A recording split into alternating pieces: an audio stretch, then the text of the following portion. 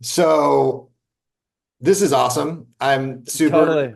stoked to be talking to you. I went back through actually and read some of the articles that I wrote when you were back, like when you were in high school. And man, what a trip down memory lane for me. Like I think the first time I heard Max Browne's name was when Jake Heaps and that Kaysen team won state, and you got to take the field for the last few minutes, and everyone was like, "This guy is the future of Skyline football." What do you remember of that?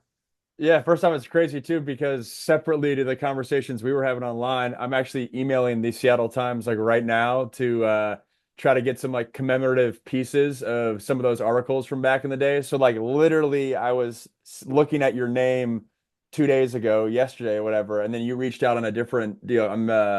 I guess that's what happens when you almost turn 30 and it's like, wait, I probably should collect some of this stuff before it like, washes away in the internet. So that part's that's cool. But I mean, what do I remember about it? I mean, I still have some of the pictures, and now I'm almost 30, so you're not thinking about it every day, but it very much was the term I always use is the fairy tale childhood in like every aspect, from a when you're a little kid on at recess, like dreaming of, hey, one day I want to win a state title, and we won three and we're nationally ranked, and bunch of big time recruits and wins and memories and articles thanks to you.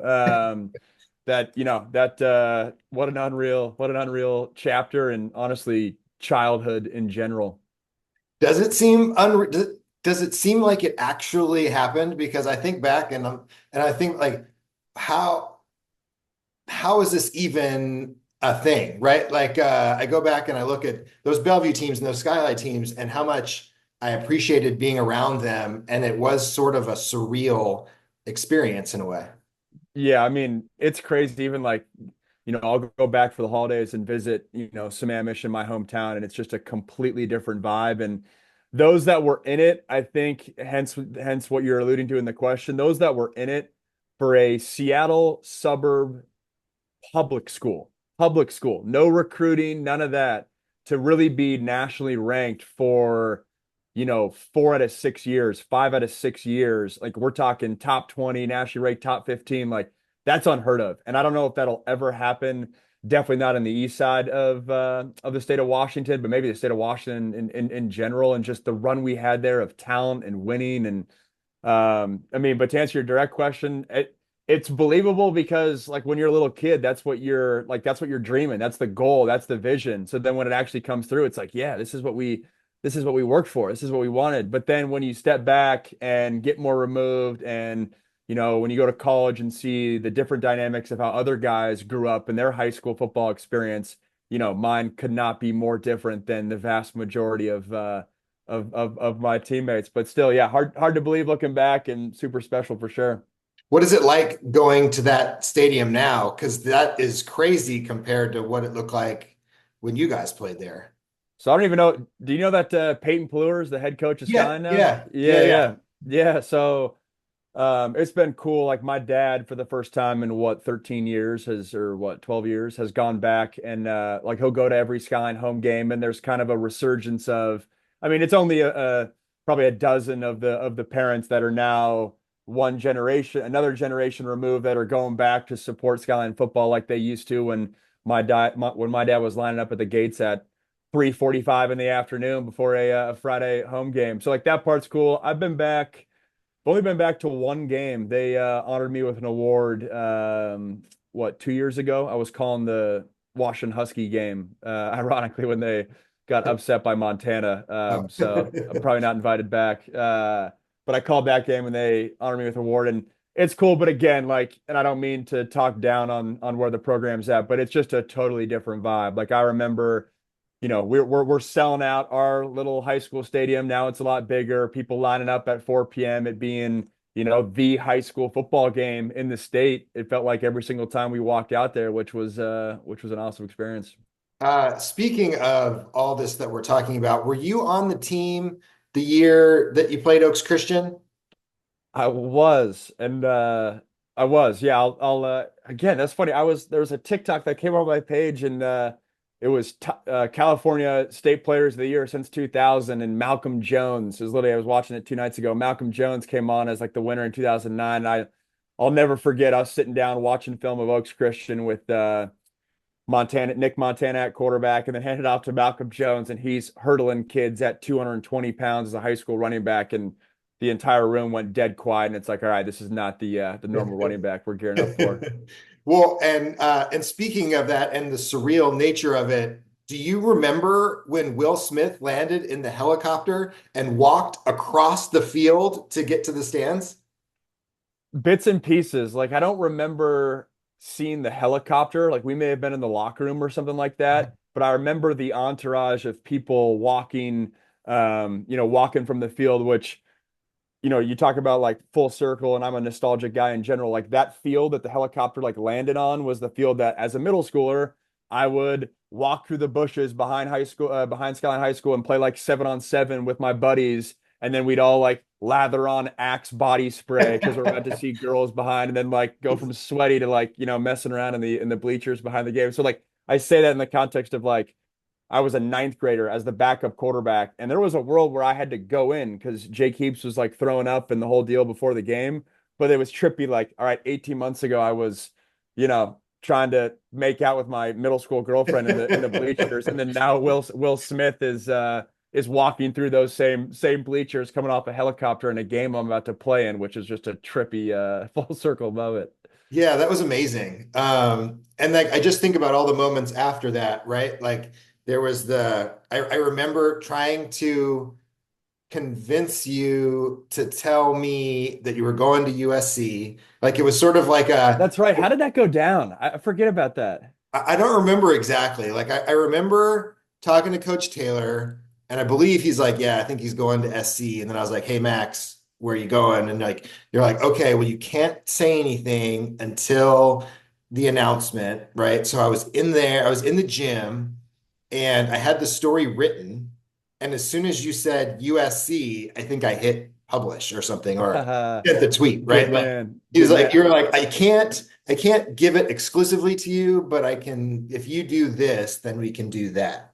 Damn, Uh, I didn't hook you up like I should have. That's funny because now that you're saying that, I think I remember Coach Taylor pulling me aside and being like, because obviously you had been around our program a bunch and written a bunch of awesome pieces about me, and so it was very much like you were in-house, or like you were not just another media member, obviously, and so it was like, hey, maybe we throw him a bone to so he's up to speed on things, and I sounds like I was probably playing too hardo. It's funny like looking back and all that stuff. Like now I see guys like putting on hats and throwing it away and decommitting, committing, and honestly the like lack of respect. Not to go like super intense with this, but like looking back to my recruiting process where I was like so wary of, man, I need to call Doug Nussmeier at Washington and thank him for everything and like let him know. And like nowadays people don't care. It's like a business, and it's funny looking back of how all the things that you wanted to do every last thing perfectly, but in the the reality is like it's a whirlwind, and probably need to do that. and not to jump too far ahead, but do you wish that you had gone through the NIL era, or are you happy with the way things went for you? I mean, I definitely wish I went through the NIL era, just from a dollars and cents standpoint. I mean, the price tag, I mean, I live this every day. I'm covering the sport every day, and the price tags to me are still crazy. And I don't know I don't know what that number would have been like for me out of high school. It definitely would have been six figures, whether that was low six figures, mid six figures, who knows? But like that's real money. And then contrast that with I remember getting my first stipend check at USC, which was like $283 for the month of like January in 2013. And I was so stoked to go to Bank of America and open up that my own bank account. And like now the reality is that's chump change to what those guys are getting now, which is funny just looking back. I'm just happy that the one thing that I remember talking to a kid at Washington, and he told me that he maxed out his student loans to have spending money while he was getting, and then getting a scholarship and banking on the fact that he would get to play in the NFL. And he did play in Dang. the NFL, but I think like, how many guys did that and didn't make it and then had this crazy student loan payment, right? So at least I'm happy that, that hopefully is not the case anymore.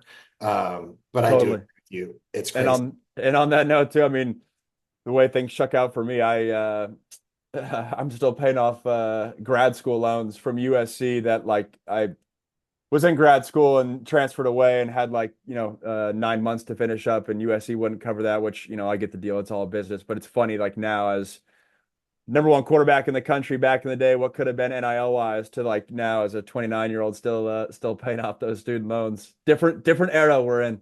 Exactly, exactly. And speaking of being the number one quarterback in the country, another photo that I found was you and Cooper Bateman at the opening. Uh, and that was actually one of the first photos. I talk about a transition into photography. For me, that was one of the first photos. I was like, oh, that's kind of cool. Like I like doing that. But I think back to that year, specifically at the opening, and you were there. Derrick Henry was there. Alvin Kamara was there. Ashawn Robinson was there. Jalen Ramsey may have been there. I don't remember if he was a little bit. Jalen was there for sure. Yep. Yeah, I mean that's an insane group of athletes and NFL players, and you were right up there at the top of that list. Totally. Yeah. I mean, some highlights that I remember for that. I remember remember there was a bag of money that a linebacker that people would recognize had a healthy NFL career. Like he got kicked out of the opening because he walked into a hotel room from a bag of money from one SEC school and he was committed to the other. Stories like that.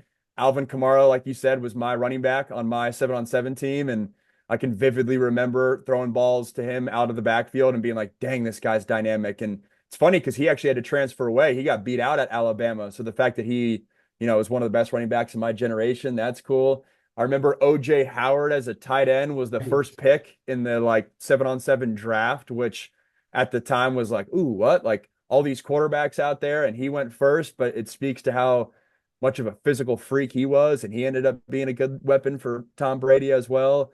That was my first experience really kind of going head to head with Christian Hackenberg, who had super healthy career. But yeah, Jalen Ramsey was there, and I can remember looking back of Leonard Fournette was the only underclassman there or non-senior there, and it was Yeah. like, yo, this guy, like, look out for Fournette. He was already bald and fully shaved head, and grown man. But it's to me, it's cool looking back on, and it's ironic coming from me, but the guys that had huge hopes and huge expectations, and you saw it as a 17-year-old, and then now Derrick Henry is probably a future Hall of Famer. It's cool that those stories pan out. Mhm. And then honestly, the one moment for me in all the times that we've interacted that meant the most to me was so I worked for Sark his last year at UW. Then Sark goes to SC, right? And so it's Coach Pete's first year. I'm walking out of the tunnel, and at SC, and I hear, "Hey Mason." I'm like, who is talking to me? And it was you. And you're like so happy to see me, right? Like, and I don't know, I don't think I've ever had a player once they leave high school. Like, I still have a great relationship with guys like Kaysen and Tani Tupo and all these guys like Michael Knipe that I've known for years. But for someone to go away and to not only recognize me, but say hello in a meaningful way, like that was cool. So do you remember that? And what, like, you know, what was like, why? I Yeah, guess, yeah, no, totally. Now that you say that, I remember that, but going into this call, I didn't remember that, to be fully honest. But like the why is simple, and for your listeners, this will be cool. Like, I was a sixth, seventh, eighth grader, or even like ninth grader. Like reading your work and getting covered by you was like the pinnacle. Like I'm not even exaggerating. Like that was the peak of, what you could envision as a athlete in the state of Washington trying to make a name for yourself. Like for the Seattle Times to cover you and Mason Kelly, like that was that was making it, at least as like a eighth, ninth grader. And obviously as the years go on, we had a bunch of pieces together. So you get not numb to definitely not numb to it. Cause I mean, every single one was special in its own right. But obviously, it became less of a oh wow, this is happening, and more just, part of the kids. But it was special every single time. I remember, my dad going to Starbucks coffee. He would go every single morning, and then the mornings on Saturday when you had, I mean, there was all sorts of different pieces. That was like must consume content, must read content for my family, for everyone in my community. And I can remember, like, I mean, I don't even know if you know this, but like it was all the rage when we were, especially when I was ninth, 10th, 11th grade. So this is 2009, 10, and 11. Like the Seattle Times message boards were like all the chatter and all the rage, and any sort of like covering that Mason Kelly did, you better believe that in video production class in fourth period, like all my buddies were reading it, and like anything we did on like Skyline versus Bellevue back then, like that was whatever the drama, whatever the TikTok drama is now in high school, like that is where we were going. And so you were must read TV. And I think it was, again, I'm a nostalgic dude. So even at USC in the tunnel, like those moments looking back, like I remember how special it was to be covered by you. And so it was cool, cool having those moments that become full circle. Yeah, that's really cool. Like I really appreciate that perspective. And it's part of why I'm happy to be doing this because that doesn't exist anymore, right? The coverage is not there. And I don't want to make, I don't care about making a name for myself, right?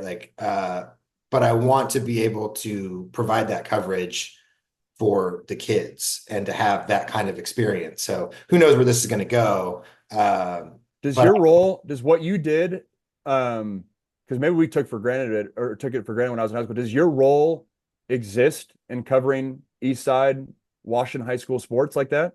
no, not at all. Wow. Like Yeah. it's gone. There's Todd Millis, who you may have bumped into. He used to work for the News Tribune, and there's something called SB Live now, and and this is what I think happens. Companies come in, they do a pretty good job, they scale nationally, and then you have one guy covering an entire state. Yeah. And so I would love to get in a situation where I can create coverage opportunities and make enough to live and then just cover my area, right? Like cover the area that's important to me, mostly King County, maybe spread out if there's a cool story here or there. And the interesting thing is, and I thought about this, I've been thinking about this a lot, and I thought about this before our conversation, is I didn't realize how good I had it back then, right? Like what you're describing, to hear that is amazing for me. Like that, I can't believe that that was actually what people thought. And I remember trying to balance the coverage, right? So I don't want people to think I was too into Bellevue, or I didn't think I want people to think I was too into Skyline. And it was honestly, it always came down to the people, right? It was you and Coach Taylor and Butch, who I still love to this day, despite every, all, and it makes me sad that things got to where they got because I love that dude. And there's a few sayings that I've heard, it's like it's the Jim Harbaugh thing. Who has it better than us? Nobody. Yeah. The Frosty Westering thing, like make the big time where you are, like, and I couldn't have done that my whole career because one, I wouldn't have a job anymore, and two, I didn't make any money. And that's sort of what I think the world has become, right? Like, and I just want enough to take care of my family. And in this day and age, that number is bigger than it should be, right? Yeah. And so yeah, so that's where I hope this thing's going, and we'll see if it makes it there. Yeah. No, it's Yeah, cool. It's cool even reminiscing on that. Like whatever mom of my senior class, they crushed it because I'm grateful for it as a 30-year-old man, but like they compiled a booklet of all the pieces my senior year, and I think there was a version for my junior year and sophomore year as well. But like in my backdrop, I don't know if there's a video component to this, but I got all sorts of just awards and some memorabilia and stuff. But like that book, it's in my parents' house, of all the newspaper articles, like week by week. You're featured in probably, a third of them in there. Like that's the coolest part. And again, it was that was just part of the cadence is, we were playing Friday night games and then it was, what's going on in the Seattle Times on Saturday. Everyone, like all my buddies that got mentioned maybe once or twice, like that was the highlight of their high school career, thanks to you. So it's awesome. That's awesome. Yeah, no, I really appreciate you saying that. And one of the like, and to transition a little bit, um, and this is not to stir up any controversy, like I want to, but I'm curious. So my 1 year really inside Washington's program with Sark, um, I was shocked at how much I like loved being a part of that program, right? Like it was really cool for me. And Sark gave the type of pregame speeches that made me want to run. I would have run into traffic for that guy, right? Um, and I'm just curious what your time at USC was, because it was a very turbulent time, right? Like you went there to play for Kiffin. Next thing you know, you're playing for Sark. Um, what was that experience like for you? And because I'm certain it was much different than mine. Yeah, it was challenging. And I would say that, dead in the eye to Sark. And hopefully one of these games I'll get the opportunity to call a Sark game. I called a Lane Kiffin game this year, which was kind of a cool full circle moment. But it was challenging. And I would imagine that, the season I had or 2 seasons I had with Sark were the low points of his career, in large part because of the alcohol component, and I forget where Sark nets out on that, but it was difficult. I mean, especially as a backup quarterback who at that stage in my career, I wasn't playing the way I wanted to. I had lost a quarterback competition for the second straight year, trying to kind of try to find my footing, establish my footing, and then you got a coach who's emotionally, or I'll just say just volatile across the board. And I think he would say that. I don't think that's like a controversial thing. He was struggling. I think it made it really difficult. And there's a reason that he ultimately got fired Friday night game that when I saw you after UW beat us. I can remember being in that team meeting room. I was in classic backup quarterback fashion. I was front row, dead center, 7 feet away from him. And that was a challenge, but I'm happy for him. I've been around, alcoholism in my personal life, not me personally, but ones in my immediate circle. So I'm genuinely like happy and proud for him that he's turned it around.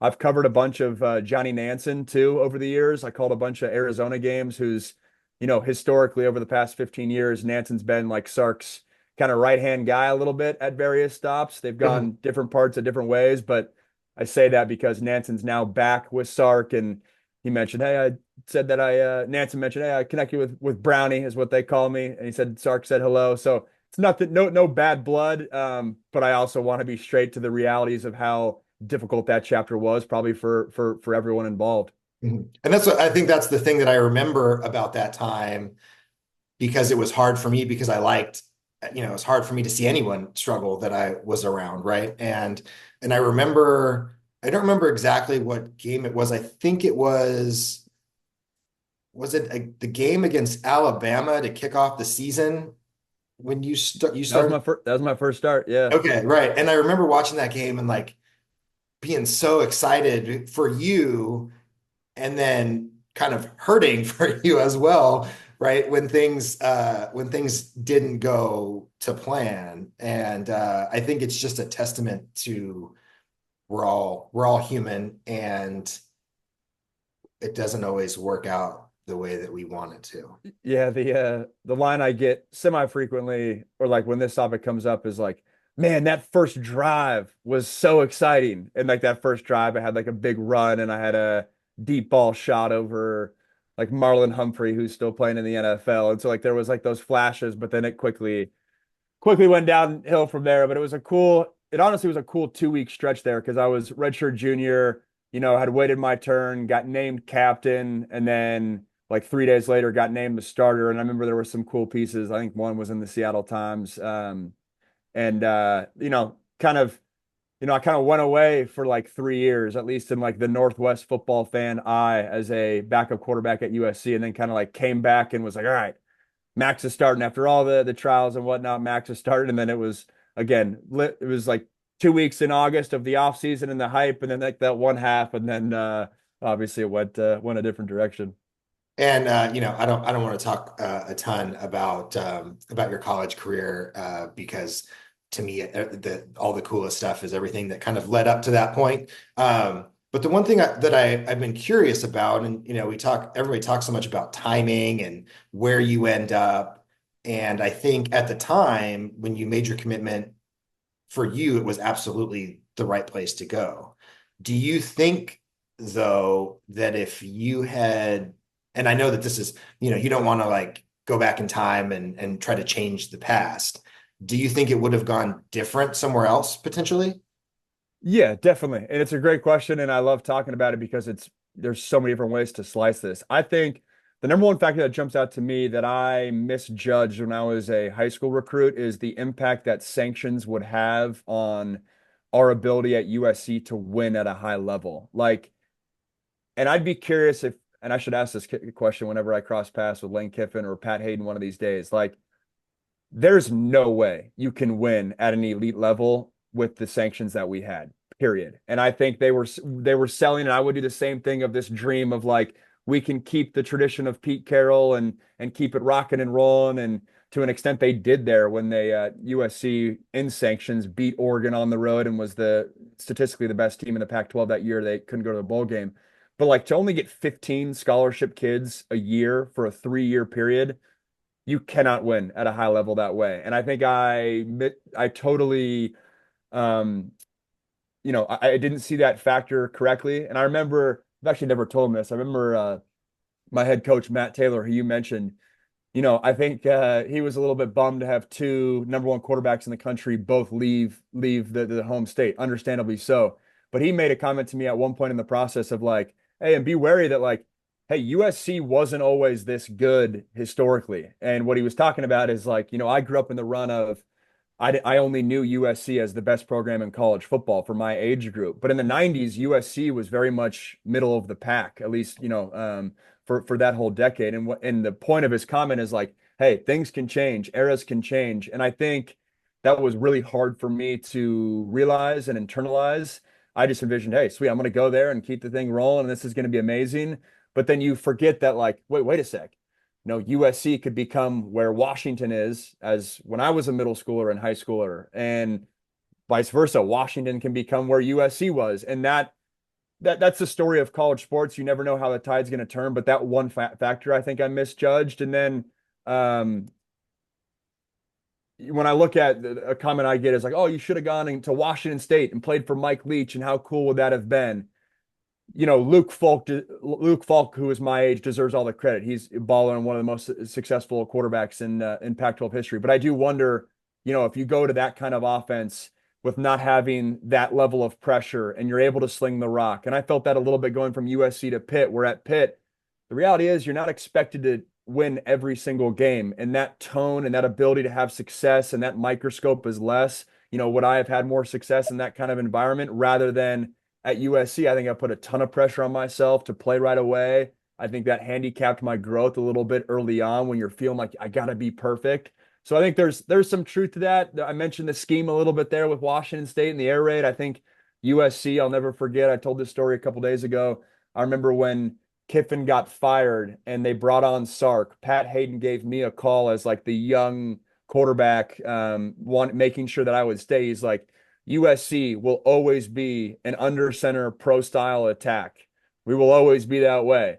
Funny enough, 2 seasons later, we're running shotgun. We're catching up to the rest of the college football world in terms of more of this spread, wide open, no huddle, which is a great decision. But I do think I found myself at USC in a awkward transition point of, hey, this pro style scheme, man, kind of handicaps what you can do creativity wise. And maybe there's something to be said about not doing sentence long plays and taking pressure off our quarterback. And like, some of those factors, the reality is I think if my timing was different, sure, I think my career could have been different. I still, get the question all the time of like, oh, Max, what happened to your career?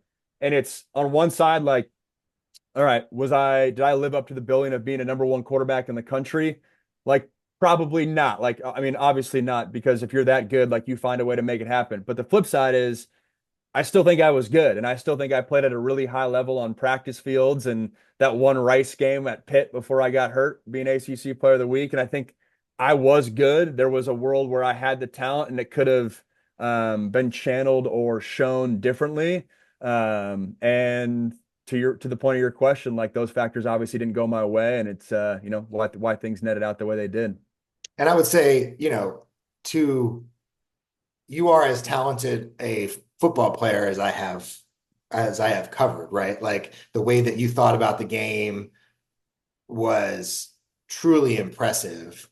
And and that's sort of, and I do think that in another scenario, I do think it would have been different. The one thing I will say about Mike Leach is I distinctly remember talking to you about going to visit with him, and he was talking about pirate stuff, and you were, or he called you on, or something happened, and you were like, I don't understand, like I'm just not on the same wavelength with that guy, right? Uh, Yep. so maybe like offense wise, yes, that would have been great. I think personality wise, you didn't necessarily mesh with the vibe. Totally, totally. No, and I appreciate you saying that. And yeah, for me as a kid, I'm sure you picked up on this as well.